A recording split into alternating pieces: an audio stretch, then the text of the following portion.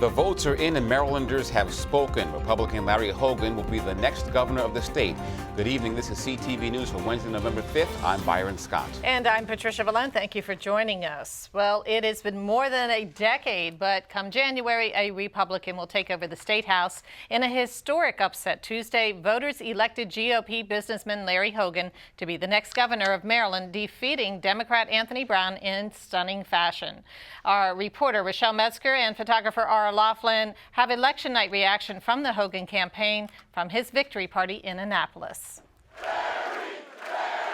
He wasn't supposed to win, outspent and 2-to-1 party odds against him, but in a stunning upset, Republican businessman Larry Hogan pulled it off Tuesday night. Ladies and gentlemen, tonight we have sent a loud and clear message to Annapolis that they heard all across the country. Winning the governor's race against Democrat Anthony Brown by more than 100,000 votes. Unofficial general election results have Hogan prevailing with 51.5% to the lieutenant governor's 47%. Hogan rolled to victory by focusing on the economy and tagging Brown as a continuation of the O'Malley administration. Addressing the crowd of boisterous and dedicated supporters tonight, Larry Hogan says tomorrow the real work begins, promising to work across party lines to fix what he calls the serious financial problems that have crippled the state. Our focus will be on jobs, struggling Maryland families, and small businesses.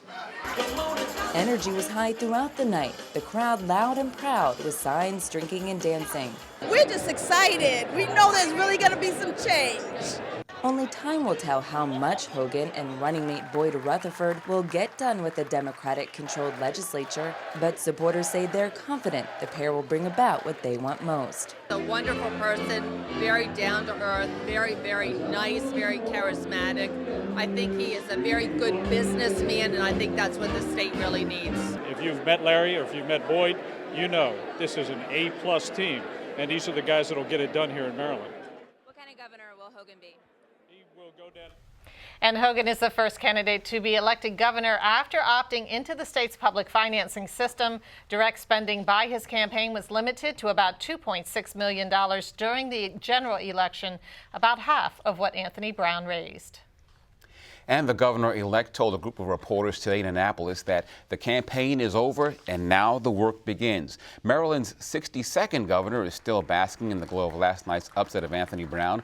Hogan stressed his administration will reach across the aisle and govern in a bipartisan way. The Anne Arundel businessman named the two men who will lead his transition team. Jim Brady, you'll see him on your screen in a moment, at the left, and Hogan's running mate Boyd Rutherford at the right, are charged with the task of assembling the team. As for the here and now, Hogan also spoke about his big win last night. It was sort of surreal, I got to tell you.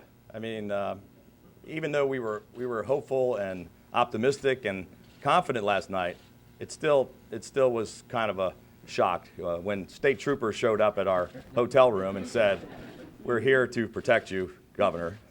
And my wife and I, we got about an hour's sleep last night, but this morning we looked at each other, and I said, "Good morning, First Lady," and she said, "Good morning, Governor." And it was an interesting feeling.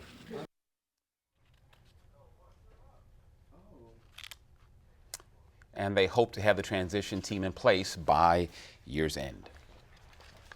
Well, President Barack Obama, Michelle Obama, and Hillary Clinton were just some of the big names that campaigned for Anthony Brown in the days leading up to the election, but it simply wasn't enough. CTV's Sonia Srivastava has more. Tonight, we fell short of our goal. And with that, Lieutenant Governor Anthony Brown's run for governor comes to an end. In a stunning defeat, Brown told supporters at the University of Maryland College Park it was a tough campaign because so much was at stake. I know that governing is difficult, demanding work. Larry and his team have a tough road ahead of them, and I wish them the very best as they travel that road. Brown, a Bowie resident, was leading in early voting by almost 30,000 votes, but began to trail businessman Larry Hogan and was unable to close the gap of 5 points. Brown defeated Hogan in Prince George's County by an 84 to 15% margin and in Baltimore City by a 75 to 22% margin. Supporters watched closely as the numbers flashed on the big screen, but in the end left with disappointment and shock. Very disappointed. I'm not angry, but I'm very disappointed. I wish a lot of people would have came out and supported and just did the right thing. Congressman Steny Hoyer says he was deeply saddened by the loss, but believes Americans are sending a strong message nationwide. Frankly, they voted to send a message to the president by voting against people in the president's party. And I hope America does not suffer as a result of that. In a Democratic state, we should have won this race. It was just a blue state. Just didn't go our way, and it's been a tough night here in Maryland. It's been a tough night across the country, and I think as Democrats, we're going to step back, we're going to reevaluate. Both candidates spent a lot of time in Prince George's, with Brown campaigning hard on issues like expanding pre-K and gun control, while Hogan reminded voters of increased taxes and the state's lagging economy. Carla Cooper, sister of Carmen Brown, says Maryland is a better state because of the efforts made by Governor Martin O'Malley and Brown in the last 8 years. I was so proud of what Maryland's done in education. I mean, to be tops in the country. In College Park, Sonia Shrivastava for CTV News. And in a blue state where the Democrat to Republican ratio is 2-to-1, people are still stunned at the loss of Lieutenant Governor Anthony Brown. But what went wrong? Former chair of the Prince George's Democratic Party and voters had different outlooks on what happened. I guess the government now. This was not the time to do negative campaigning. This was a time to talk about issues that concern the citizens. The negative campaigning turned off a lot of voters, even the Democrats. You got to talk about stuff like, you get him in office and he's going to really raise taxes and property tax, things like that, because that's stuff that people don't want to pay. So you think that him putting out more negative advertisements would be better than him talking about what he actually wants to do for Maryland? Yes, a lot better. A lot better. You can always talk about yourself, but some people want to hear from you about other candidates. There's a lot he could have done much better, but What do you think he could have done better? Get more into the community, reach out to more people, not just certain demographics, but all demographics. You did vote for Larry Hogan?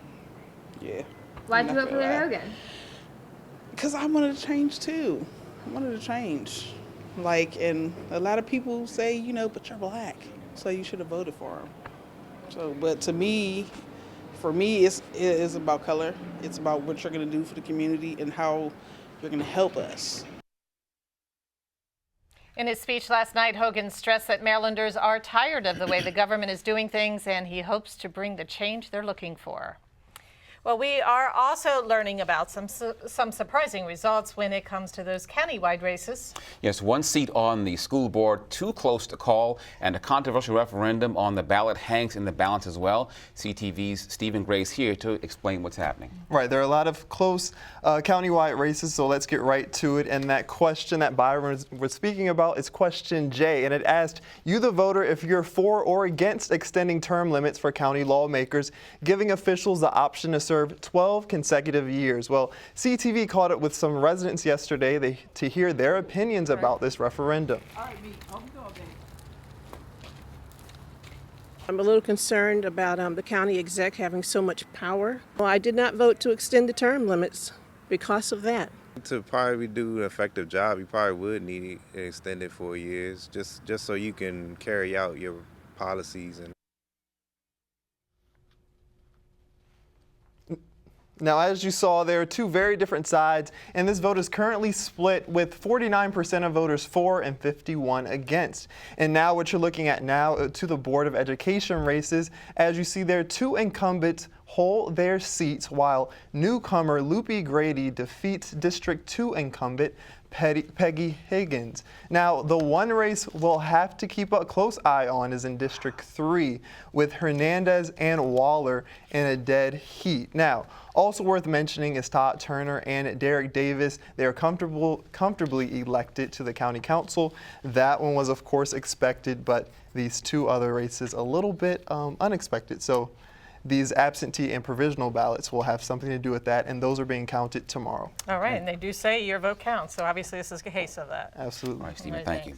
And you are watching CTV News. I'm Byron Scott. And I'm Patricia Valone.